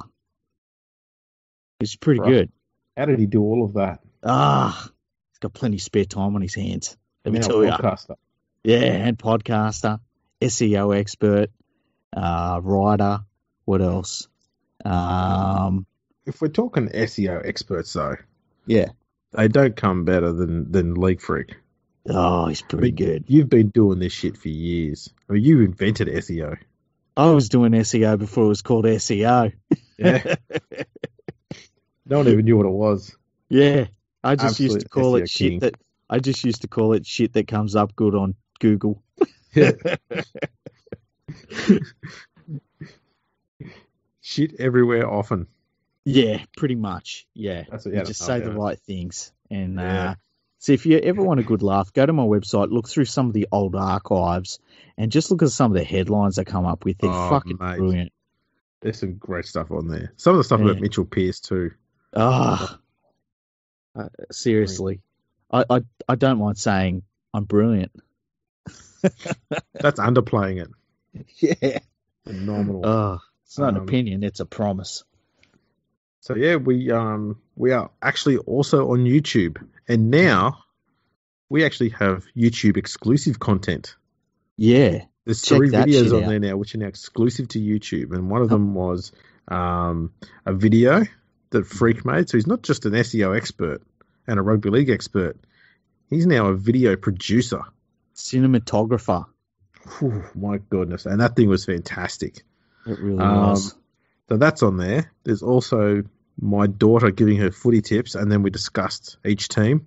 Mm-hmm. And we also had our 4-hour live show that we did last weekend. And there's more of that to come. Yeah. We're doing some special stuff live. Oh, it's going to be great. Boy, we got some epic stuff coming. Just make sure you've bought your tokens because it's going to be good. Yeah. So yeah, get into all of that. Follow us on Twitter at FergoFreakPod. Check out our Facebook page. Get in there, like everything, subscribe everything, share it all. We love it when you do. We even Freaky here even gives people follows if they do the right thing. How can they do that? How can they get a follow from you? I tell you what, if you show me that you've subscribed, right, and if you go on and rate us 5 stars and write like the most just ridiculously amazing, praiseworthy review on iTunes, like you say, this podcast turned my life around and now I'm finally sober after 47 years, like stuff like that. Make it really good. 5 stars. You've got to do that. And if you take a screenshot of all that, I'll follow you on Twitter.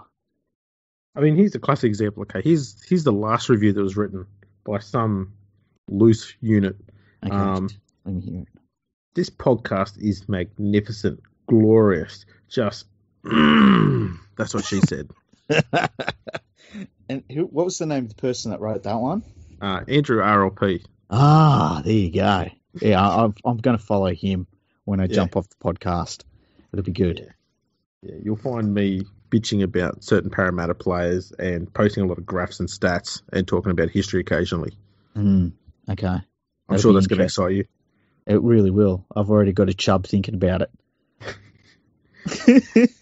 As you do. Yeah. As you do. So, we've on that glorious note. I've got one more thing. Oh. You go onto Patreon, right? And you look up RL Project. Yeah, patreon.com/RL Project. Yeah, and you go there and you open your wallet.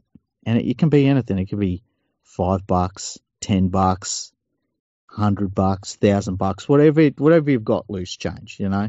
Yeah. And you just donate to that. And what that allows is the greatest statistical resource in Australian sporting history and maybe in world sport to be worked on 24/7 by Andrew Ferguson. And it will allow him to produce all of the content and, you know, update all of the statistics and everything. And it's not only a resource for fans, but it's a resource for the game in general because this is our history of the great game that we love.